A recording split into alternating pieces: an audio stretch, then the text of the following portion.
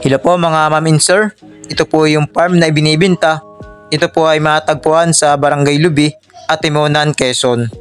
Ito po ay may sukat na 1.8 hectares at ang kanyang per square meter naman po ay 150 per square meter. Ang total po niya ay 2.7 million.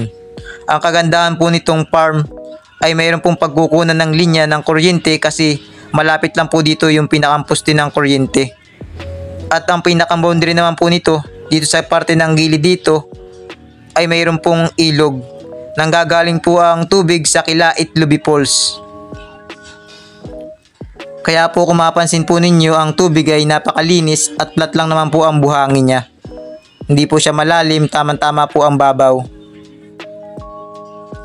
At ang mga tanim naman po nitong farm ay mga mahogany. Napakarami po yan, 100 plus po yan. At mayroon din po mga coconut trees po. Ang bilang naman po ng mga coconut trees kasama na po yung mga maliliit ay more or less po nasa 400 piraso. Namumurdok na po ang karamihan ng mga coconut trees. Mayroon din po siyang mga saging na tanim. Pwede po kayo rito mag-alaga ng mga hayop, magtanim ng kung ano-ano. Ang kabuuan po ng lupa ay halos kapantayan po ito. 95% po ang kanyang plat, 5% po ang hindi plat. Ayan po, kung mapapansin po ninyo, napakaganda po at maliwalas ang lugar. Baka ito na po yung farm na hinahanap ninyo. Pwede po kayong kumontak or tumawag sa number ko nang matripping po natin na makita po ninyo ng personal. Ito po ay pasok naman po ang sasakyan dito. Ito po ang parte ng papasok ng farm. Kung mapapansin po ninyo, ito po ay rough road. Siguro po ang pinakang rough road na rin sa papasok ay nasa 200 or 150 step po ang kanyang rough road. Medyo maliit nga lang po ang kanyang daan, pero pasok naman po ang sasakyan. Pag-usapan naman po natin tungkol sa mga document nitong lupa.